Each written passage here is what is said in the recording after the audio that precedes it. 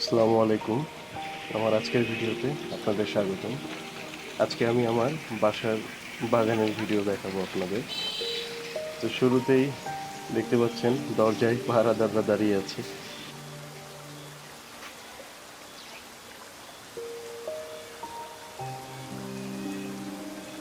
এই হলো আপনার কাকরোল গাছ। আমাদের আসলে সবজি কিনতে হয় না বললেই চলে। কাকরোল ধরেছে। এর পাশে আছে ঝিঙ্গা গাছ। শুরুতে ছিল করলার গাছ। তো যাই হোক, এখানে আসলে বাড়ির সবজির উপরে তার কোনো সবজি হয় না। বাজারে তো দেখা যায় অনেক ফরমালিন দেয়া থাকে আর কেমিক্যাল দেয়া থাকে। এটা আসলে ফ্রেশ, একদম ফ্রেশ। করলা ধরে আছে, পেয়ারা গাছ সাথে। এই হলো টমেটো গাছ, টমেটো ধরে আছে। চলুন আপনাদের এবার ছাদের গাছগুলোকে দেখানো যাক।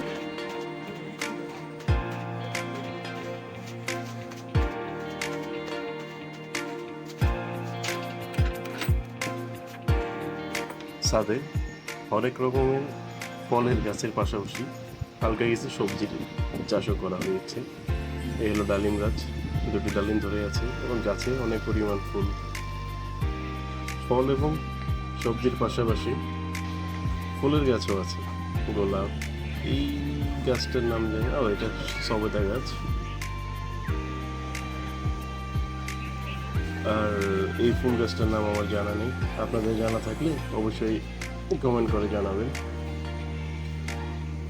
তবে ফুলটা দেখতে অনেক সুন্দর। এর পাশেই রয়েছে অরবরি গাছ, এখনো কোনো ফুল বা ফল হয়নি এটাতে। আর তার পাশে রয়েছে গোলাপ আর অপরাজিতা। এটা 12 মাসি মালটা গাছ, মালটা ধরে আছে।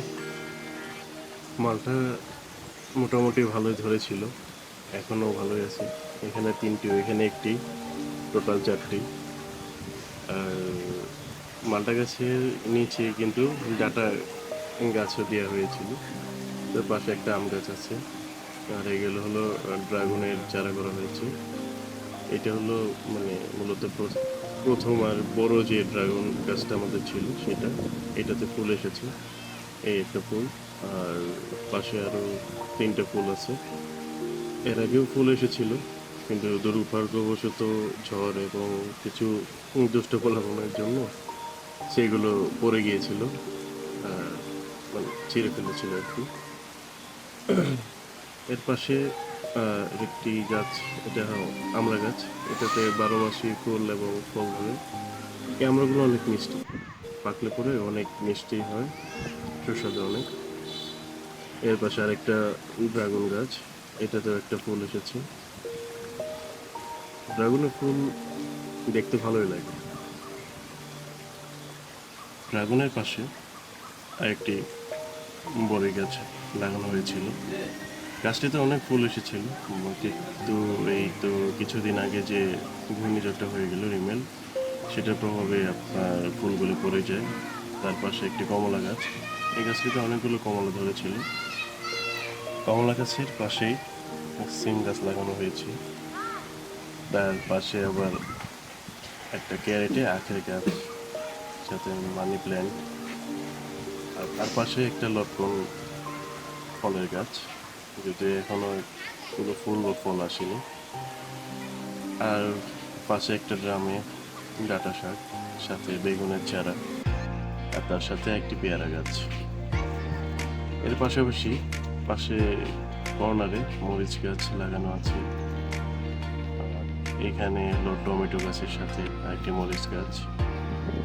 আসলে মোটামুটি সব ধরনের সবজি প্লাস ফলের গাছই আছে বাগানে।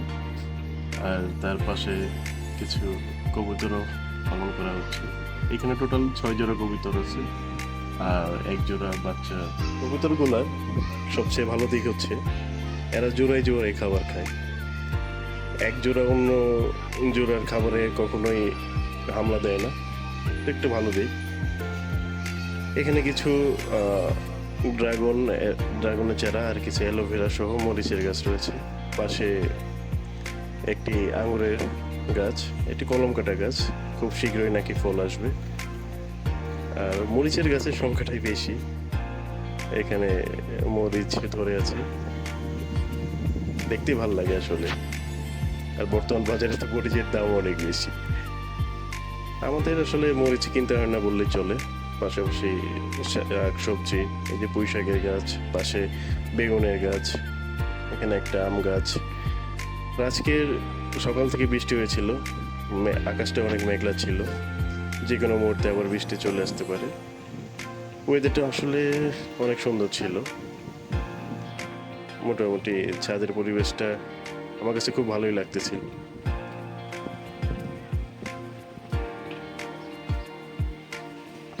কবুতরগুলো দেখে একটা জিনিস হুট করে মাথায় চলে আসলো। আসলে এই প্রাণীদের মতো যদি মানুষও মানুষের সাথে ভেদাভেদ ভুলে যেত, তাহলে পৃথিবীটা আরো সুন্দর হয়ে যেত।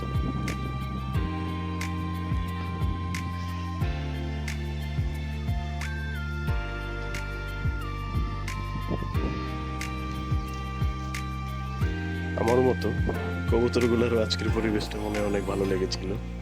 তারা অনেক আনন্দ সহকারে খাবার খাচ্ছিল। আপনারাও সেই সৌন্দর্যকে উপভোগ করুন।